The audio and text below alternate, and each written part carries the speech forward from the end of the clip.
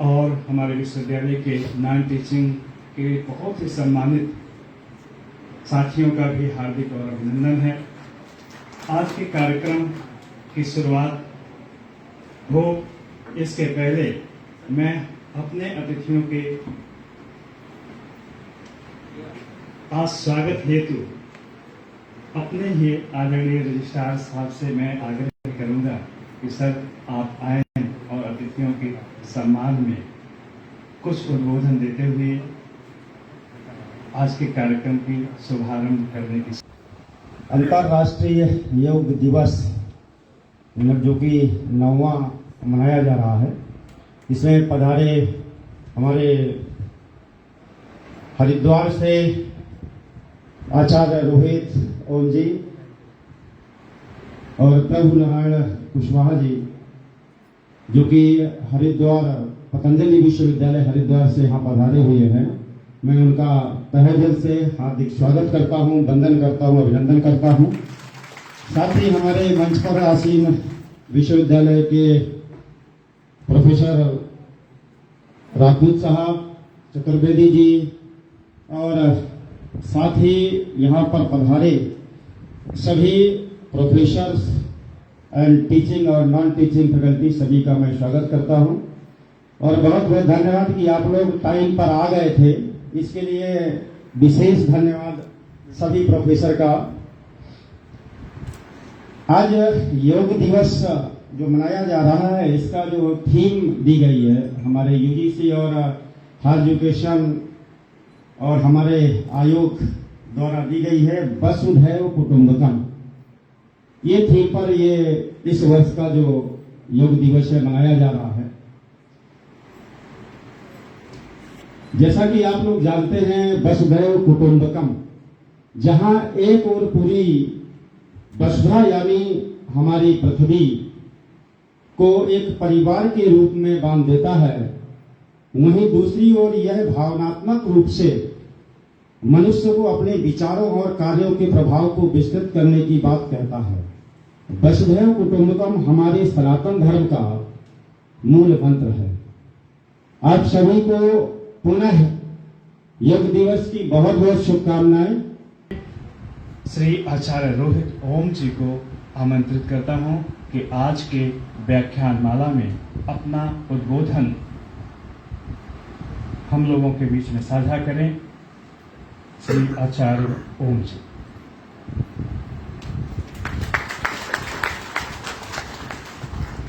धन्यवाद सर, सभी को बहुत बहुत प्रणाम। और श्री कृष्ण विश्वविद्यालय के कुलपति डॉक्टर अनिल धनखड़ जी, उप कुलपति गिरीश त्रिपाठी जी, कुल सचिव विजय सिंह जी, हमारे जो रजिस्ट्रार सर हैं, और इस कार्यक्रम के संयोजक विजय चतुर्वेदी सर, डॉक्टर आलोक अग्रवाल जी, मैं सबका अपने अंतर्मन की गहराइयों से बहुत बहुत धन्यवाद करता हूँ, बहुत बहुत प्रणाम करता हूँ। तो आज का जो भी आयु है आपकी, लगभग 25, 23, 40, 50, 60, 70, जितना भी जिसकी आयु है, आपने अपने अभी तक के जीवन में किसी एक व्यक्ति को पूर्णतः स्वस्थ देखा है, वो जो पूरी तरह से स्वस्थ हो, जिसे कोई समस्या ना हो, और वो भी बिना दवाइयों के? ऐसा कोई व्यक्ति देखा नहीं। तो ये एक बड़ी विडंबना है ना? दूसरी विडंबना क्या है? क्या अभी तक आपने अपने जीवन में किसी भी व्यक्ति को, जब उसका अंतिम समय आता है, जितना भगवान ने, विधाता ने हमारी आयु निर्धारित की है, जब वो उसका पूरी करने का समय आता है, तो अंतिम क्षणों में वो सुख की सांस लेते हुए इस संसार से विदा हो, है ना, सुखी सुखी अपने सारे कर्तव्यों का निर्वहन करके, असमय किसी की मृत्यु ना हो। कोई ऐसा व्यक्ति भी आपको देखने में शायद ये आया होगा कि जो अपने सारे कार्यों को शारीरिक रूप से स्वस्थ रहते हुए, मानसिक रूप से स्वस्थ रहते हुए, सब कर्तव्य निर्वहन करते हुए अपनी अंतिम सांस को लेता है। तो ऐसा अभी ऐसा हो गया है, पहले ऐसा नहीं था। हमारा जो अतीत है, और विशेष रूप से भारतीय जो संस्कृति है और भारत का जो इतिहास है, उसमें ऐसा कभी नहीं रहा कि हमें जीवन जीने के लिए, है ना, हर पल धक्के किसी न किसी माध्यम से मिलता रहे, हमें थोड़ा सा ट्रिगर करते रहे कोई चीजें, उसकी आवश्यकता नहीं रही है। दवाइयाँ, है ना, खाते रहो एक दवाई खाते हैं किसी छोटी सी बीमारी के लिए, तो 2 महीने बाद उसका साइड इफेक्ट नजर आता है, 3 महीने बाद नजर आता है। तो जिस चीज का साइड इफेक्ट हुआ फिर उसकी दवाइयां शुरू हो जाती हैं। 3-4 महीने तक वो दवा लेते हैं, तो फिर उसके बाद कोई दूसरी बीमारी आ जाती है। तो 6-7-8 महीने, साल भर तक दवा खाते खाते हम ये भूल जाते हैं कि पहले हम बीमारी हमें क्या थी जिसके लिए हम डॉक्टर के पास गए थे। बस दवाइयों का ऐसा, रोगों का ऐसा चक्कर शुरू हो जाता है कि पहले वाली प्रॉब्लम को भूल जाते हैं, बाद वाली को मेंटेन करने में लगे रहते हैं। तो ऐसा ही बहुत अच्छी चीज हमारे साथ नहीं हो रही है ना। और उन सब का कहीं न कहीं कारण हम बाहरी कारण ढूंढ करके, अगर हम अपने भीतर का कारण देखें, यही है कि हमारा स्वास्थ्य के प्रति जो नॉलेज है वो हमारे पास ना के बराबर है। बाहर तो चलती रहती चीजें, सबको अपना बिजनेस चलाना है, दवा कंपनियां हैं, उनको अपना प्रचार करना भी होगा। वो तो ये भी बोलेंगे कि भाई ये खाने से अमृत है और इसके बाद तो कुछ होगा ही नहीं, है ना। कोरोना का टीका लगवा लो, उसके बाद तो कोरोना होगा ही नहीं। वो उनका मार्केटिंग का सारी स्ट्रेटेजी है, वो तो करेंगे, उनका व्यापार है। लेकिन हमारी विवेक शून्यता, हमारे अज्ञान का अभाव, हमारे भीतर ज्ञान का अभाव, ये सबसे बड़ा कारण है कि हम एक दिन भी पूरी तरह से स्वस्थ जी करके नहीं देख पा रहे हैं अभी तक की आयु में। और अगर ऐसा ही बोध हमारा बना रहा तो इस पूरे जीवन काल में भी हम असंतुष्ट होकर के अपने जीवन की समाप्ति करेंगे, विशेष रूप से स्वास्थ्य के दृष्टिकोण से। तो कुछ छोटे छोटे पहलू हैं जिनकी ओर मैं आपका ध्यान दिलाना चाहता हूँ। एक तो स्वास्थ्य जो है ना, हमें पहले उसका पता होना चाहिए कि रियल में स्वास्थ्य क्या है, जो कि अभी तक हमने जी के देखा ही नहीं। अभी बोलते रहो कि जो ना रसगुल्ला बहुत अच्छा होता है, रसगुल्ला बड़ा अच्छा होता है, लेकिन अभी खा के देखा ही नहीं जिसने, है ना। बड़ा मीठा होता है, उसको क्या पता, मीठा तो लगता है लेकिन कैसा मीठा। गन्ने के रस में अलग मिठास है ना, बर्फी में अलग मिठास है, रसगुल्ले में अलग मिठास है। जो नेचुरल जो चीजें होती हैं, नारियल पानी है या कोई फ्रूट्स हैं, आम है, उसमें अलग मिठास है। तो आपको ये तो पता लग जाएगा कि वो मीठा है, लेकिन ये पता नहीं लगेगा कि वो कैसा मीठा है ना। मीठे के अंदर भी बहुत सारी वैरायटी है। तो इसीलिए जो है हमारे भीतर जो अज्ञानता है, हमारे भीतर जो ज्ञान का अभाव है, वो कई कारणों से है। एक तो हमें ये अभी तक नहीं पता है कि स्वास्थ्य हमारा रियल में होता कैसा है। हम स्वस्थ किसको कहें? कोई व्यक्ति स्वस्थ है, कोई जींस पैंट पहन के घूम रहा है और अपना मस्ती से चल रहा है, उसको बोले कि ये तो बड़ा फिट है, बड़ा हेल्दी है ना। थोड़ी देर उसके साथ बैठो, उसके बारे में बात करो, हाँ भाई सुबह पेट ठीक ठाक से साफ होता है? नहीं, पेट से बड़ी समस्या। फिर काहे मुस्कुरा के घूम लो? अगर पेट ही साफ नहीं हो रहा है तो काहे मुस्कुरा रहे? उनके फैशन बन गया है अपने आप को छुपाने का, एक मुखौटा पहन लेने का। एक पर्सनैलिटी जो चलती है ना, पर्सनैलिटी डेवलपमेंट, पर्सनैलिटी जो शब्द होता है पर्सोना से बनता है, सभी लोग जानते हैं। पर्सोना को बोलते हैं मुखौटा। एक मुखौटा पहनने की आदत सबको हो गई है, अपनी जो रियलिटी है उसको छुपाने की। हम वास्तव में बहुत बीमार हैं, वास्तव में स्वस्थ नहीं हैं, क्योंकि हमारा सही से पूरी दिनचर्या हमारी नहीं होती है, रात्रिचर्या हमारी व्यवस्थित है, ऋतुचर्या का पालन हम नहीं करते हैं, और ऊपर से आहार विहार का सही से हम पालन नहीं करते हैं। मानसिक रूप से हम अस्वस्थ हैं, किसी के प्रति नफरत आती है, किसी के ईर्ष्या आती है, द्वेष आती है। स्वस्थ मन के ऐसे लक्षण नहीं होते। जो स्वस्थ होता है वो कभी भी ऐसे काम कर ही नहीं सकता। किसी के प्रति ईर्ष्या, किसी के प्रति द्वेष, घृणा, नफरत, ये हो ही नहीं सकता। ये बीमार चित्त के, बीमार मन के लक्षण होते हैं। तो स्वास्थ्य क्या है? सबसे पहले स्वास्थ्य की बात करें, फिर उसके बाद हम बीमारियों की बात करेंगे। बीमारियों का अभाव ही स्वास्थ्य है, ये स्वास्थ्य की नकारात्मक डेफिनेशन है, नेगेटिव डेफिनेशन है। बीमारियों का अभाव ही स्वास्थ्य है, ये नकारात्मक डेफिनेशन है। सकारात्मक डेफिनेशन क्या है? समदोषा, समाग्नि, समधातु मलक्रिया, प्रसन्न आत्मनेन्द्रिया मना, स्वस्थ विधीयते। यानी कि हमारे शरीर में जो 13 प्रकार की अग्नियां हैं, आग, फायर, वो अच्छी प्रकार से काम करें। अब व्यवस्थित मैनेजमेंट किसको बोलेंगे? जो तो हमारे जो स्टाफ सर हैं, जो संयोजक हैं, सह संयोजक हैं, विद्यार्थी हैं, है ना, और दूसरे कुलपति हैं, जो भी हायर मैनेजमेंट में हैं, वो अपना अपना काम अच्छे से करें, तभी हम उसको बोलेंगे कि भाई यहाँ की व्यवस्था बहुत अच्छी है। जैसे यहाँ की व्यवस्था सबसे मुझे शानदार लगी, मेरा पहला अनुभव है। इतना बढ़िया कैंपस, इतनी बढ़िया तरीके से सब लोग एक साथ मिल करके परिवार की तरह से काम करते हैं। मतलब वही संस्थाएं ऊपर उठती हैं जो आपस में मिलजुल के कोई चीज काम करते हैं ना, उसको मैनेजमेंट बोलते हैं। मैनेजमेंट किसी भी संस्थान की तरक्की का सबसे बड़ा जो है माध्यम है। यहाँ आकर के परिवार जैसे एक तरह से फीलिंग आ रही है, इसमें कहीं भी ऐसा नहीं लग रहा कि हमें थोड़ा हिचक है। हमारे सर भी कह रहे थे, सर सब एक जैसे हैं, सब आपस में सब समझदार हैं, आप लोग बोलो, अपना प्रवचन दो, जो भी है आपका, सब अच्छे से कोऑपरेट करेंगे, कोई दिक्कत नहीं। तो एक तरीके से ना ऐसा लगता है जैसे हमारा अपना कोई हमें समझा रहा है ना, हमें कोई एक तरीके से थोड़ा सा मोटिवेट कर रहा है। तो ऐसा माहौल है यहाँ का, बड़ा अच्छा लगा करके। तो यही है कि हमारे जब मैनेजमेंट गड़बड़ होगा ना हेल्थ के मामले में, हमारी जो अग्नियां हैं 13 प्रकार की, जब वो व्यवस्थित नहीं होंगी, वो गड़बड़ आ जाएंगी, तो सारे शरीर का ढांचा हमारा बिगड़ जाएगा। अब सबसे बड़ी अग्नि के तो आप परिचित हैं, जठराग्नि, सब परिचित है, सुबह भी मैंने बताया था। जठराग्नि, जठराग्नि यानी पेट की आग, है ना, पेट की आग, जिससे हमारा भोजन पचता है और वो अवशोषित होकर के फिर पूरी बॉडियों में, पूरी हमारे शरीर में, नस नाड़ियों में, सभी अंगों तक पहुंचता है। अगर वो काम ना करे अच्छे से, सारा शरीर का सिस्टम गड़बड़ा जाए। एक अगर अग्नि, पेट वाली अग्नि काम ना करे, वैसे 13 अग्नियां शरीर में होती हैं, 7 धातु अग्नि, 5 महाभूत अग्नि, 12 हो गई, और एक जठराग्नि। उनमें से जो जठराग्नि है वो सबसे इंपॉर्टेंट है। अगर ये एक अग्नि काम ना करे ढंग से, तो बाकी सारी अग्नियां भी डिस्टर्ब हो जाएंगी। क्योंकि हमारा काम केवल भोजन खाया, भोजन से क्या बनता है, पहले रस बनता है ना, लुब्धि बनती है, उसका लिक्विड बनता है, रस से फिर रक्त बनता है, यानी कि ब्लड बनता है, फिर उससे मांस बनता है, फिर उससे अस्थि बनती है, फिर मज्जा, फिर शुक्र धातु, ऐसे पूरे एक सर्कल है उसका। रस रक्त मांस मेद अस्थि मज्जा शुक्र, ये पूरा उसका चक्र है। अगर एक भी धातु बंद तो गई, लेकिन उसने अगली धातु को नहीं निर्माण किया, तो सारा सिस्टम गड़बड़ा गया शरीर का। तो 13 धातु अग्नि जो होती हैं वो हमारी व्यवस्थित हों शरीर में, जो 13 अग्नियां हैं। सम दोषा, फिर हमारे सम दोष, 3 दोष है शरीर में हमारे, वात पित्त और कफ। ये तो सुना होगा सभी ने, वात पित्त कफ का भी सुना होगा। वात यानी कि वायु, पित्त यानी कि अग्नि, और कफ यानी कि जो लिक्विड पार्ट है, सेमी लिक्विड पार्ट है बॉडी में, उसको कफ बोलते हैं। अगर उनका रेशियो ऊपर नीचे हो जाए, सब गड़बड़ हो जाएगा। वायु की अधिकता हो जाए, शरीर में दर्द बढ़ने शुरू हो जाएंगे, शरीर में खुश्की आ जाएगी, बाल झड़ने शुरू हो जाएंगे, घुटनों में, ज्वाइंट्स में पेन होना शुरू हो जाएगा, हड्डियां चट चट कट कट की आवाज करने लगेंगी, स्वेलिंग आ जाएगी, सूजन हो जाएगी, अर्थराइटिस हो जाएगा, गठिया हो जाएगा। ये सारे वायु के बढ़ने के लक्षण हैं।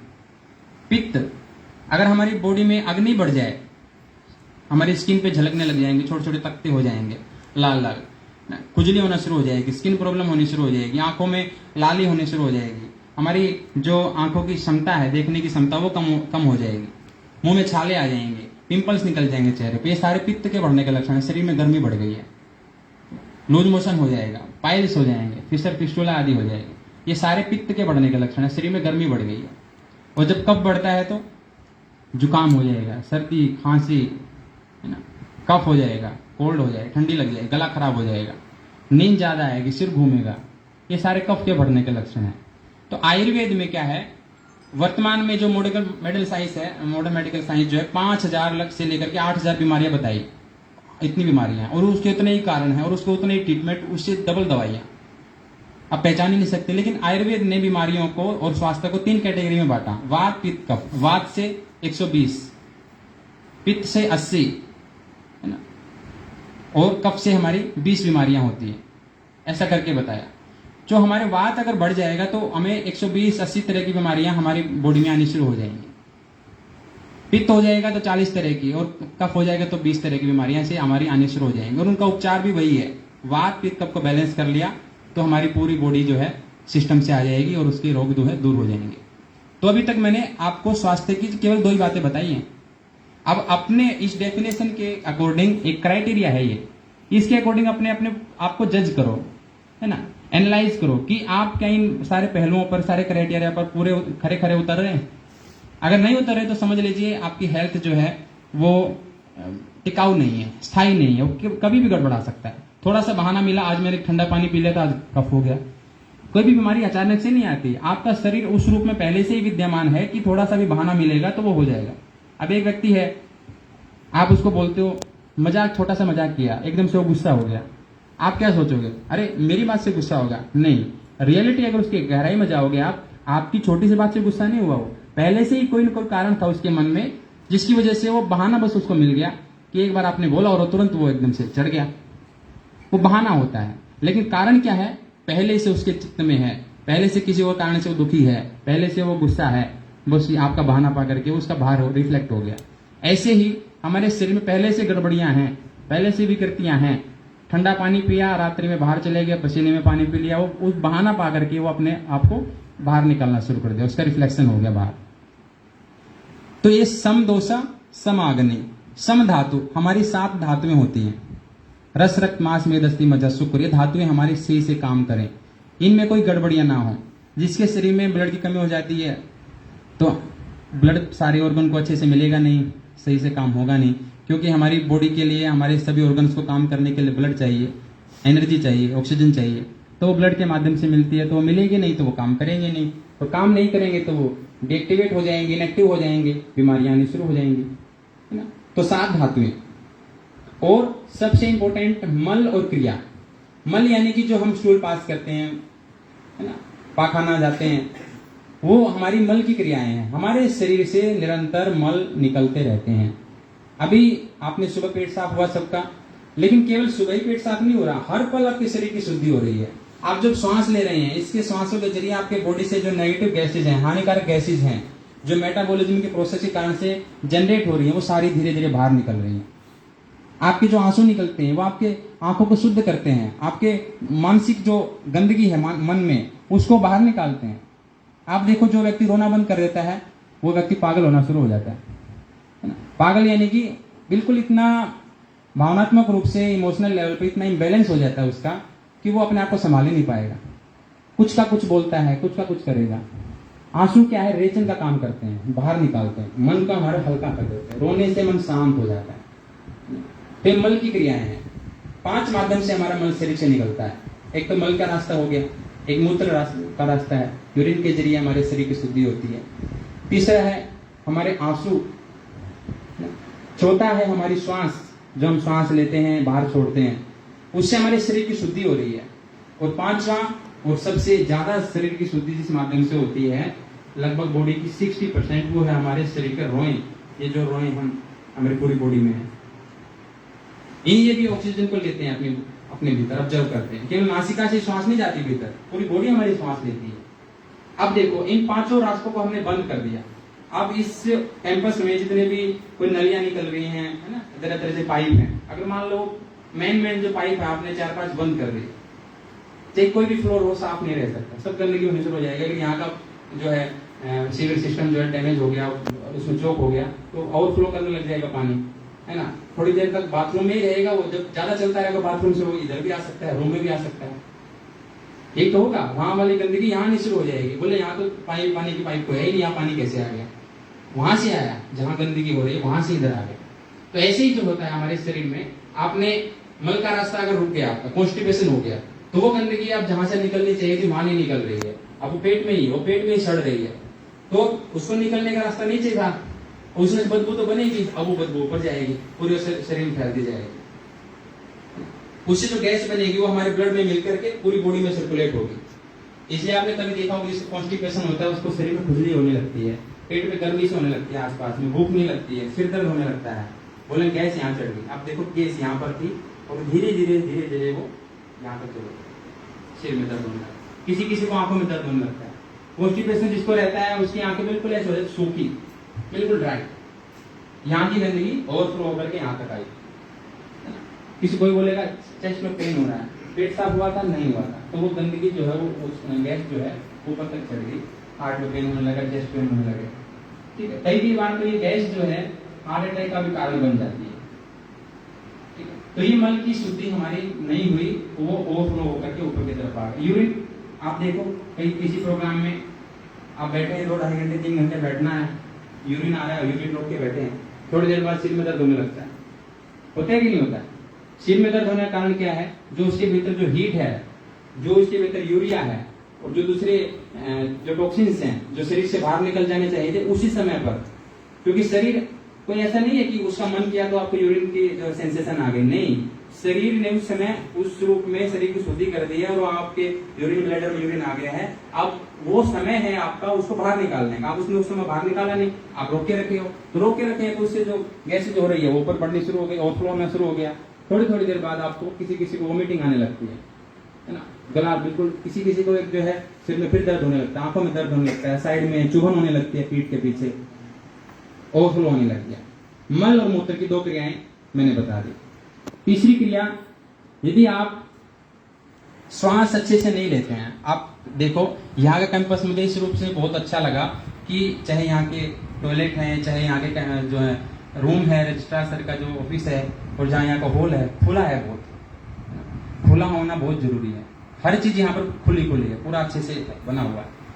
हमारे शरीर में भी क्या होता है, ये जो रोमकूप होते हैं इनके जरिए शरीर से गंदगी निकल रही होती है, और हम कंटिन्यू कोई सीमित स्थान में रहते हैं, कोई ऐसे टाइट कपड़े पहनते हैं, तो ये आपने देखा होगा ना, अब यहाँ ऐसे करके रखो अपने कपड़े को, कंटिन्यू किसी की हैबिट होती है ऐसे बांह चढ़ा के रहते हैं, या कोई हाफ पहनते हैं, नीचे वाला हाथ थोड़ा सा डार्क रहता है, ऊपर वाला सफेद हो जाता है, होता है ना, साफ साफ से हो जाता है। तो ऊपर वाले हाथ क्या है ना, वहां की जो रोम छिद्र हैं वो बंद हो चुके हैं। आप देखोगे ना, उसको चमक तो आ गई है, गोरी चमड़ी तो हो जाना, वो कोई बात नहीं है, गोरी चमड़ी तो हो जाएगी, उसको प्लास्टर कर दो, गोरे हो गए, उसमें कोई मतलब नहीं है भाई। लगाते हैं जो क्रीम पाउडर वगैरह, ये तो चमकाने के लिए तो है, लेकिन चमक तो जाएगा वो, लेकिन रोम छिद्र बंद हो गए। बाहर तो चमक गया, अंदर बिल्डिंग यानी कि अंदर का जो बॉडी है वो पूरी तरह से डिस्टर्ब है, क्योंकि वहां जो शरीर की शुद्धि होनी चाहिए थी, अब जिनके हाथ ऐसे होते हैं उनका हाथ यहाँ से पकड़ के देख लो, बड़ा कमजोर होगा उनका हाथ, क्योंकि यहाँ से ऑक्सीजन उनका बॉडी ले ही नहीं पा रही है, इतने टाइट कपड़े पहन रखे हैं, तो यहाँ वाली शुद्धि हो नहीं पा रही है, जो होनी चाहिए थी वो शुद्धि हो नहीं पा रही है। अब शुद्धि यहाँ से नहीं हो रही है तो फिर बाकी बच गए 4 माध्यम, तो वह 4 माध्यमों से थोड़ी सी ज्यादा शुद्धि कर लो तो वो मैनेज हो सकता है, नहीं तो फिर स्किन प्रॉब्लम आनी शुरू हो जाती है, दिक्कत हो जाती है। ऐसे ही श्वास के बारे में बात है, लगातार आप एक सीमित वातावरण में रहो, चारों तरफ दीवारों से घिरे रहो, है ना, लंबे गहरे श्वास ना लो, डीप ब्रीदिंग ना करो, तो यही इसको पूरा बंद कर दो, इस होल को, यही श्वास छोड़ो, यही इसी में श्वास लेते रहो। जैसे कोरोना के टाइम पे किया था ना, यही तो किया था, मास्क लगा लिया, वही श्वास छोड़ रहे हो, वही श्वास ले रहे हो, क्या हो गया, कितने लोगों के लंग्स फेलियर हो गया, कितने लोगों को लंग्स कैंसर हो गया, कितने लोगों की आंखों में रेडनेस आ गई, कितने लोगों के चेहरा बिल्कुल यहाँ से तो बड़ा, ये वाला एरिया तो बड़ा चमकदार था, बाहर वाला अजीब हो रखा था, अब उनको फिर बाद में मजबूरी में लगाना पड़ता था मास्क, क्योंकि ये ना दिख जाए। यहाँ तो सफेद होना शुरू हो गया भाई, यहाँ तो कंटिन्यू लगा के रखते थे, इतना ओवर कॉन्शियस हो गए, ऊपर वाला बिल्कुल ऐसे गड़बड़। तो श्वास लेनी भी जरूरी है, क्योंकि बहुत हद तक हमारे श्वासों के जरिए हमारे शरीर की शुद्धि होती है। तो 5 माध्यम मैंने बताए जो शरीर की शुद्धि के लिए सबसे ज्यादा अनिवार्य हैं। अगर इनमें से एक भी डिस्टर्ब हो गया, और विशेष रूप से जो हमारे श्वास, मल और मूत्र, ये तो डिस्टर्ब होना ही नहीं चाहिए। अगर ये डिस्टर्ब हो गए तो आपका इनका ओवरफ्लो 1-2 दिन में ही महसूस होना शुरू हो जाएगा। स्किन का आप ज्यादा महसूस नहीं कर पाओगे, जो ज्यादा कॉन्शियस होएगा अपनी बॉडी के बारे में वो ज्यादा उसको फील कर पाएगा।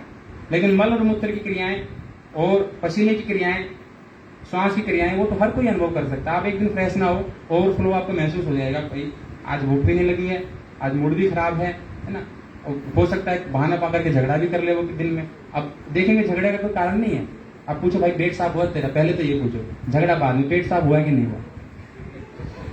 झगड़ा करने की आवश्यकता नहीं, पहले पेट साफ कर लो अपना, आधा झगड़ा तो वैसे ही कम हो जाए। मूड खराब उसी से होता है, मूड स्विंग हो जाता है, ठीक है। तो 5 क्रियाएं हमारी सही से चलती रहें। ये महर्षि चरक ने अपने चरक संहिता में ये व्याख्या दी है स्वास्थ्य की परिभाषा। स्वास्थ्य केवल बीमारियों का अभाव नहीं है, समदोषा समागनी, मल धातु, मल के बारे में मैंने बता दी, धातु के बारे में मैंने बता दिया, ये चीजें हो गई। दूसरी पंक्ति है प्रसन्न आत्मने इंद्रिया मना, यानी कि हमारी आत्मा, हमारा मन और हमारी इंद्रियां ये प्रसन्न रहने चाहिए, तब जाकर के आप पूरी तरह से स्वस्थित भीदीयते, तब जाकर के आप अपने आप को बोल सकते हो कि आई एम हेल्दी पर्सन, मैं कंप्लीटली हेल्दी हूं। तो इसके बिना नहीं। अब आत्मा कैसे प्रसन्न रहेगी? अब देखो, जिस चीज को जो चीज चाहिए, जिस व्यक्ति को जो चीज चाहिए वो मिल जाए तो प्रसन्न हो जाता है। भाई बच्चा है, अब 11वीं 12वीं में पढ़ रहा है, उसके बाद बड़ा हो गया, माता पिता बोले कि अगर मुझे मोबाइल मिल जाएगा तो मैं अच्छे से पढ़ाई कर लूंगा, बोलते हैं ना, क्योंकि उससे उसकी खुशी उस पर अटकी हुई है। अगर उसको दे दिया जाएगा तो वो कर भी लेता है, बहुत बच्चे कर भी लेते हैं, लेकिन कुछ बच्चों की आदत खराब होती है, एक मिल गई फिर दूसरी चीज, दूसरी मिल गई फिर तीसरी चीज, वो एक अलग बात है, लेकिन वो उसकी खुशी जुड़ी हुई है। अगर शरीर को जो जरूरत है शरीर को मिल गया तो शरीर प्रसन्न हो जाएगा, मन की जो जरूरत है मन को मिल गया तो मन प्रसन्न हो जाएगा, आत्मा की जो जरूरत है आत्मा को मिल गया तो आत्मा प्रसन्न हो जाएगी। अब वो अलग बात है कि हमें पता ही नहीं है कि इसको चाहिए क्या। एक बच्चा रो रहा है, मान लो एक माता है, उसका बच्चा रो रहा है, अब उस माता को तो पता ही क्यों रो रहा है, बाहर से आकर के जो व्यक्ति आएगा उसको तो नहीं पता ना कि वो क्यों रो रहा है, वो पूछेगा पहले ये रो क्यों रहा है, तो माँ क्या बोलेगी, इसका दिमाग खराब है इसलिए रो रहा है। सुबह से एक चीज मांगता है फिर तोड़ देता है, फिर दूसरी चीज मांगता है उसको तोड़ देता है, कंटिन्यू यही चलता रहता है। तो हमारी शरीर क्या डिमांड करता है, हमारे शरीर को चाहिए आदत, ये जो मैं बातें बोल रहा हूँ इसको हमेशा याद रखना आप, है ना। स्वास्थ्य का एक सूत्र आपको मिल जाएगा। शरीर को क्या पसंद है? आदत। लेकिन आदत कहाँ होती है? सामान्यतः हमारे मन में। उल्टा करना चाहिए, शरीर को आदत पसंद है। आदत का मेरा तात्पर्य है कि सही समय पर, आपने कभी नहीं बोला होगा, सोचा होगा या सुना होगा कि भाई इस समय आपको भजन सुनना है, इस समय आपको गाना सुनना है। समय नहीं होता गाने सुनने का, भजन सुनने का, जब मन में आ जाता है तब।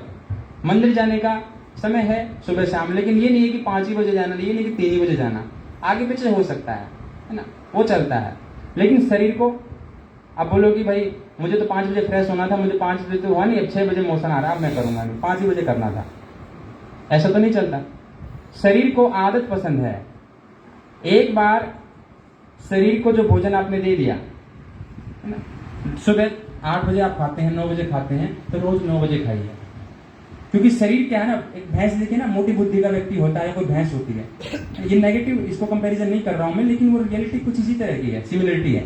भैंस होती है, आप भैंस को बोलो एकदम से यूटर्न मारो, मारेगी यूटर्न? वहां जाना, यहाँ इधर नहीं जाना था, इधर जाना था, यूटर्न नहीं मारेगी वो। थोड़ी देर आगे जाकर के आप उसको इधर खींचोगे तब जाकर के वो आएगी। अब बॉडी को आपने आज सुबह दे दिया, मान लो कुछ भी आपने पका तला हुआ भोजन कर लिया कुछ, मान लो, है ना, तो आप बोलोगे नहीं नहीं इसको बाहर निकाल दो, अच्छा नहीं था, ऐसे थोड़ी निकाल लेंगे बाहर। शरीर भैंस की तरह है, थोड़ा सा उसको टाइम लगेगा, अब अंदर चली गई वो चीज को टाइम लगेगा, उसको पूरा प्रोसेस करेगी, मेटाबॉलिज्म होगा, तब जाकर के वो शरीर से बाहर निकलेगा। आज आपने 8 बजे भोजन किया, कल आपने 10 बजे किया, सुबह किया ही नहीं, फिर अगले दिन सुबह किया ही नहीं, फिर दोपहर को ही किया। ऐसे क्या होता है, ऐसे शरीर बीमार हो जाता है। शरीर को एक आदत बना देनी चाहिए, शरीर की आदत। इसलिए सभी ने बोला खाने का समय निश्चित करो, क्योंकि आदत बनाओ। खाने का समय निश्चित करो, भोजन निश्चित करो, भोजन की मात्रा निर्धारित करो। बार बार चेंज नहीं होने चाहिए, उसमें परिवर्तन शरीर स्वीकार नहीं करेगा। अगर परिवर्तन करना है आपको तो धीरे धीरे धीरे धीरे होता है, धीरे धीरे परिवर्तन होता है। अगर एक ही दिन पी लिया, एक दिन सब खा लिया, गड़बड़ हो जाएगी। अब जिनको बुरी आदत लगती है, आप देखो कोई बीड़ी सिगरेट पीता है, पहले उनका कोई दोस्त पिलाता है, भाई थोड़ी सी पी के दे, कोई ड्रिंक कराता है, थोड़ी सी पी के दे। अगर एक ही दिन उसको पूरा ही पिला देना तो अगले दिन नहीं पिएगा वो। पहले थोड़ी थोड़ी, गलत आदत में तो थोड़ी थोड़ी लगती है ना, पहले थोड़ी सी, हाँ इसमें तो कुछ बात बनी है ना, कुछ गम भुला दिए, कुछ गम भूल गए, फिर अगले दिन चलो छोड़ो, 7 दिन बाद फिर पिएगा थोड़ी सी, 1 हफ्ते बाद फिर थोड़ी और ज्यादा पिएगा, फिर धीरे धीरे वो पूरा ही 1 लीटर पीना लग जाएगा, पूरी बोतल ही पीएगा, है ना। फिर एक समय ऐसा आएगा सुबह से शाम तक पीता ही रहेगा, क्योंकि धीरे धीरे आदत बनती है। और ऐसे ही अब उसको छोड़ने की बारी आएगी तो इसके अपोजिट आप लोग ही एक दूसरे को सलाह देते हो कि कोई आपसे बोलता है कि भाई मैं अब छोड़ना चाहता हूँ, मैं इस सारी गंदगी से निकलना चाहता हूँ, स्वस्थ जीवन जीना है, तो आप कभी नहीं बोलोगे कि भाई तुरंत छोड़ दो, आज बंद कर दो, बस छोड़ ही नहीं पाएगा। आज वो बोल रहा है 1 सेकंड पहले कि मैं छोड़ना चाहता हूँ, शाम तक उसको देखो वो खुद ही खरीद कर लाके पिएगा, क्योंकि इतना कमजोर हो गया वो भीतर से कि कभी वो कुछ बोल रहा है, कभी वो कुछ बोल रहा है। एक बार क्या होता है ना, एक महावीर स्वामी एक बार जा रहे थे रास्ते से, तो सॉरी गौतम बुद्ध रास्ते से जा रहे थे, तो एक आता है डाकू, गुंडा, कुछ भी मान सकते हो आप, उसको जाकर के महात्मा बुद्ध के चेहरे को थूक देता है। तो महात्मा बुद्ध उसको कुछ कहते नहीं है, रास्ते से चले जाते हैं। उसके साथ में उसका जो शिष्य था आनंद तीर्थ, वो भी था, तो कुछ कहते नहीं है, चले जाते हैं सीधे। तो 7-10 दिन बाद जो प्रवचन दे रहे थे, व्याख्यान दे रहे थे अपना, वही व्यक्ति आकर के उनके चरणों में पढ़ के रोने लगता है। गौतम बुद्ध ने या किसी शिष्य ने उसको कुछ कहा नहीं है, लेकिन वो 7 दिन 10 दिन के बाद आकर के उनके चरणों में गिर करके माफी भी नहीं मांग रहा, वो रोते ही जा रहा, रोते ही जा रहा। तो गौतम बुद्ध ने बोल दिया उसको पीछे बैठ जाओ, और प्रवचन खत्म होने के बाद सब अपने अपने घर चले गए। आनंद तीर्थ के मन में थोड़ी जिज्ञासा हुई कि महाराज जी एक दिन मुंह पे थूका था, आपने तब भी कुछ नहीं बोला, आज ये रो रहा था, इतना तड़प तड़प के रो रहा था, आंसू बहा रहा था, तब भी आपने कुछ नहीं बोला। कि मैंने कुछ नहीं बोला ये बात नहीं है, उसने भी कुछ नहीं बोला। जब उसने थूका था उसने तब भी कुछ नहीं बोला, और जब वो रो रहा था उसने तब भी कुछ नहीं बोला। तो ये हुआ क्यों? क्योंकि उसके मन में उस समय इतनी नफरत थी कि उसके शब्द बहुत छोटे पड़ रहे थे। उसको थूक करके वो जाहिर करना चाहता था कि मैं नफरत करता हूँ तुमसे, या घृणा करता हूँ, कुछ भी है, मुझे पसंद नहीं हो। थूक करके उसने जाहिर कर दिया। उसके पास शब्द नहीं थे बेचारे के पास बोलने लायक, वो क्या बोले? जिसके पास शब्द की कमी होती है वही ऐसी गाली गलौज देता है, वही हाथापाई करता है, जिसके पास शब्दों की ताकत है वो तो शब्दों से जवाब देगा ना। और आज भी उसके पास शब्दों की कमी है। जब उसको अपनी गलती का एहसास हो गया है, वो चरणों में गिरा है, आज वो आंसुओं के जरिए अपनी भावनाओं को अभिव्यक्त दे रहा है। आज भी उसके पास शब्दों की कमी नहीं है। गलती इतनी बड़ी थी, क्षमा कैसे मांगे, आज वो आंसुओं के जरिए अपने शरीर, अपने मन की अभिव्यक्ति दे रहा है। तो ऐसा ही होता है कुछ हमारे शरीर के साथ। शरीर क्या करता है, हमें सेंसेशन देता है ना, हमें मैसेज देता है कि अब मुझे भोजन की जरूरत है, अब मुझे चाहिए यूरिन पास करना है, उसकी शरीर गंदगी हो गई, तैयार हो गया, अब उसको बाहर निकालना है, अब उसको फ्रेश होना है, अब उसको भोजन करना है, अब उसको पानी पीना है। ये सारे शरीर सेंसेशन देता है। लेकिन क्या आप देखो, हम बोलते हैं कि आत्मा की आवाज सुना करो, आत्मा की आवाज सबसे श्रेष्ठ आवाज होती है, वो कभी गलत नहीं बताती। आत्मा को तो छोड़ो, क्या हम अपने शरीर की आवाज भी सुनते हैं?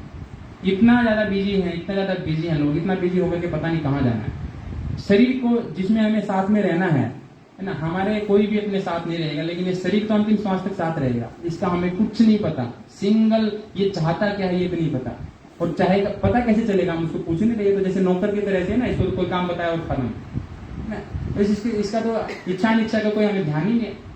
तो भोजन समय पर जब ये शरीर मांग करता है, जिस चीज की डिमांड करता है, हमारे शरीर की एक एक कोशिका जिंदा रहना चाहती है। आपकी किसी की उंगली कट जाती है, तड़पती रहती है नीचे, है ना, तड़पती रहती है, क्योंकि उस शरीर के पास एक मेमोरी है। माइंड के पास जो इंटेलिजेंस है, ऐसे बॉडी के पास भी अपनी एक इंटेलिजेंस है, और बॉडी के पास ज्यादा इंटेलिजेंस है। एक एक सेल को हमारी याद है, ये सेल, ये इन्हीं सेल से, इन्हीं कोशिकाओं से, इन्हीं स्मृतियों से, मेरे से पहले किसी और का शरीर था, मेरी जो आत्मा थी, मैं जहां हूं अभी जिस शरीर में, ये पहले किसी और के पास था, उससे पहले किसी और के पास था, मेरे पास तो ये परंपरागत रूप से आ रहा है। अब मेरा शरीर जब छूट जाएगा, ये किसी और की बेहतर जाएगा। यही स्मृतियां, यही सारे संस्कार किसी और माध्यम से होंगे। फिर हम बोलेंगे, आज हम बोलते हैं कि हमारे पिछले जन्म के संस्कार हैं, हमारे नहीं, उस समय तो हम तो थे नहीं, या वास्तव में तो हम ही थे। अगर स्पिरिचुअल उसकी बात करेंगे तो हम ही थे, और अगर ऊपरी स्तर पे बात करेंगे तो हम नहीं थे। तो शरीर के पास हमारे सबसे ज्यादा इंटेलिजेंस है। हमारी एक सेल को पता है कि मेरा अस्तित्व जो है जुड़े रहने में ही है। एक एक सेल को पता है, अगर वो अलग कट जाएगी तो उसका अस्तित्व नहीं है। उंगली कट जाती, नीचे तड़पती रहती है, उसके पास सूक्ष्म रूप से वो बुद्धि है कि वो उसको पता है कि ये अलग हो गया, कुछ डिफरेंट हो गया, वो वापस जुड़ना है उसको। और अगर आधा घंटा 1 घंटा का समय होता है कि अगर उसको जोड़ दिया जाए तो वो जुड़ भी जाती है। तो शरीर हमारा स्वस्थ रहना चाहता है। हर एक बार यूआरटो, EURTO, एक साइंटिस्ट हुए, उन्होंने एक शोध किया, है ना। 2-3 शोधों के बारे में मैं आपको बताऊंगा। रिसर्च बहुत अच्छी रिसर्च है। रिसर्च में है आप लोग कोई इसमें से जो रिसर्च करते हैं? रिसर्च में है 1-2 व्यक्ति हैं, ठीक है। तो आपको पता होगा, एक यूआरटो, उन्होंने क्या किया, उन्होंने पानी के ऊपर रिसर्च किया कि आप जिस तत्वों के साथ जैसे व्यवहार करते हैं ना, वैसा ही वो हमारे साथ करता है। उन्होंने क्या किया, 3 गिलास लिए, एक गिलास में चावल के थोड़े से दाने रखे, दूसरे गिलास में थोड़े से चावल के दाने, तीसरे गिलास में थोड़े से चावल के दाने, जौ के दाने, ठीक है। वहां क्या होता है, एक गिलास को डेली बोलते रहते हैं आई लव यू, मैं तुम्हें पसंद करता हूं, दूसरे वाले को बोलते हैं आई हेट यू, और तीसरे वाले के पास जाकर के उसको फुल इग्नोर कर देते हैं। सेम यही, मैं पसंद करता हूं, मैं नफरत करता हूं, इग्नोर। 7 दिन तक यही प्रोसेस चला। तो 7 दिन बाद जब वो उसके भीतर थोड़ा थोड़ा सा अंकुरण आया, पहले वाले जो के दाने थे वो अंकुरित हो गए, अंकुरित हो गए। दूसरे वाले क्या थे, डार्क थे, काली काली उसमें लेयर बन गई, और तीसरे वाले बिल्कुल सड़ गए थे, दाने ही खराब हो गए थे। हमारी भावनाओं का इतना बड़ा महत्व होता है। दूसरा रिसर्च हुआ, जगदीश चंद्र बसु ने किया, जो भी रिपीट भी हुआ वो रिसर्च 2 महीने पहले, वो रिसर्च दोबारा रिपीट हुआ। जगदीश चंद्र बसु भारत के जो वैज्ञानिक थे, उन्होंने रिसर्च किया पौधों के ऊपर कि हम जब किसी पेड़ को काटने के लिए जाते हैं तो उसकी पूरी केमिकल जो चेंजेस है ना, केमिकल रिएक्शन, पूरा उसका परिवर्तन हो जाता है, रासायनिक उसमें परिवर्तन आ जाते हैं, वो एकदम से सिकुड़ जाती है उसकी ऊर्जा पूरे शरीर की, उसके पूरा जो अस्तित्व है।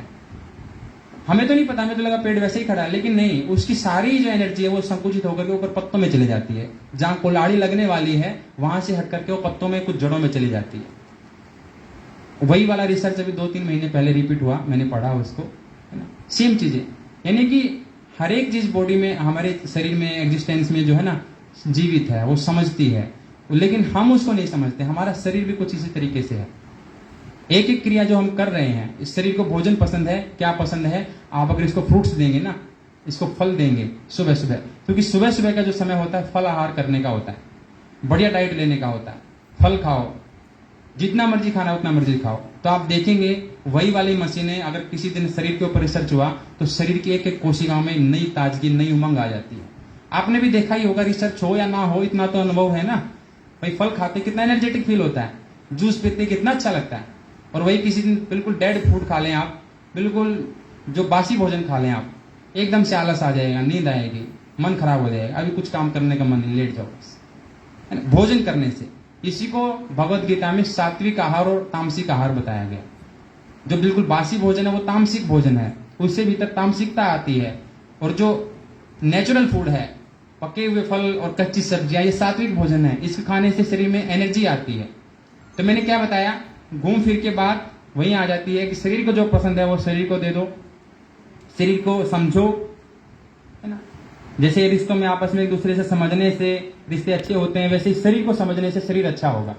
शरीर को समझिए, उसको भोजन चाहिए, और कौन सा भोजन चाहिए और उसको कैसे चाहिए। अब फल तो आपने ले लिया, अब चलते चलते खा रहे हो, नहीं, शरीर ऐसा पसंद नहीं करता, क्योंकि परंपरा रही है हमारी लंबी। ये शरीर तो हमारे पास अभी 50, 20 साल, 30 साल से है, ये हजारों साल से पहले किसी और के पास रहा है। उन्होंने एक इसको स्मृतियां दी हैं। हमारी पुरानी परंपरा कंटिन्यू बैठ करके खाने की रही है, तो इस शरीर की स्मृतियां भी कुछ वैसी ही बन गई हैं। अब इसमें आप एकदम से परिवर्तन करना चाहेंगे, पॉसिबल नहीं है। आपकी मजबूरियां हैं, जमाना बदल गया है, वो सारी चीज बाद में है। ये शरीर इतना जल्दी नहीं बदल सकता। मैंने बताया नहीं, भैंस की तरह है, ये धीरे धीरे धीरे धीरे चेंजेस आएंगे। अब नस्ल जो सुधार होता है, मान लो कोई नस्ल खराब हो गई पौधे की या किसी जानवर की, आजकल हो रही है ना भाई, हाइब्रिड बन गया, उसको धीरे धीरे नस्ल सुधार करते 4-5 जनरेशन लगते हैं उसको सुधरने में, और ऐसे ही बिगड़ने में 4-5-6-7 जनरेशन लगती है। किसी को डायबिटीज हो गया, फिर उसके बच्चों को हो गया, फिर उसके बच्चों को चांसेस रहते हैं, है ना। अगर उनमें से कोई भी एक योग, प्राणायाम, ध्यान या किसी भी अन्य माध्यम से उस चेन को तोड़ देता है तो अगली पीढ़ी तक वो बीमारी नहीं जाती है। तो ऐसे ही हमारे शरीर की एक स्मृति बनी हुई है, अगर उसको आप ब्रेक करने की कोशिश करेंगे आप भयंकर नुकसान उठाएंगे। शरीर को जो भोजन पसंद है, जिस तरीके से पसंद है, वो भोजन हमें करना चाहिए। फिर आती है मन की बात। शरीर को आदत पसंद है, क्लियर हो गया। शरीर को आदत पसंद है, उसका एक आदत बनाइए, फिर आप रोज उसको इसी समय भोजन देंगे, यही वाला भोजन देंगे और इसी तरीके से वो खाया जाएगा प्रणाम करके, ठीक है। दूसरी बात आती है मन का भोजन। मन प्रसन्न है, आत्मन इंद्रिया मना। आत्मा के बारे में भी बाद में बताऊंगा, अभी मन के बारे में बताता हूं। मन को क्या पसंद है, मन को आदत पसंद नहीं है। मन अगर आदत में आ जाएगा मन खराब हो जाएगा, है ना। मन क्या है, वायु जैसा है, चंचल। आप उसको एक जगह बांध दो, गड़बड़ हो जाएगा मामला, है ना, वो गड़बड़ हो जाएगा। अगर वायु एक जगह रह गई तो वो धीरे धीरे वो सड़ी जाएगी, नेगेटिव गैसेज हो जाएंगी, हानिकारक गैसेज हो जाएंगे। अभी इसी वातावरण में अभी तो देखो शुद्ध प्राणवायु है, बिल्कुल शुद्ध ऑक्सीजन है, दरवाजे खिड़की सब बंद कर दो। अब 1 महीने बाद आओ, अरे इसमें तो हम अच्छी हवा को भर के गए थे, अभी स्मेल कैसे आ रही है, वो सड़ गई, अब हो गया पुराना टाइम। ऐसा ही मन होता है। मन को अगर एक ही जैसा चीज आप दोगे रोज, मन बीमार हो जाएगा। मन को चाहिए नयापन, हर दिन नया, हर दिन नया। हर दिन नया का मतलब क्या है कि आपकी दिनचर्या में कुछ ऐसी चीजें होने चाहिए जो मन को प्रसन्न रखें। भजन, कीर्तन, योगाभ्यास और अलग अलग माध्यम जो भी आपको पसंद है, स्वस्थ माध्यम जो है मन को खुश रखने वाले, वो अगर आप मन को देंगे तो मन खुश रहेगा। यात्राएं करना, है ना। अब जैसे हमारे द्वार से चले और यहाँ तक पहुंचे, रास्ते में न जाने कितने अनोखे अनोखे लोग मिले, बहुत तरह के अनुभव मिले रास्ते में। कई अच्छे अनुभव भी रहे, कुछ खट्टे मीठे रहते ही हैं हमेशा। इससे क्या होता है, मन तैयार हो जाता है, आपका मन का निर्माण होता है। अभी हरिद्वार के बारे में कुछ नहीं पता, है ना, क्या हो रहा क्या नहीं हो रहा, पूरा ध्यान यहीं पे है, यहाँ की ग्रीनरी को देख रहे हैं।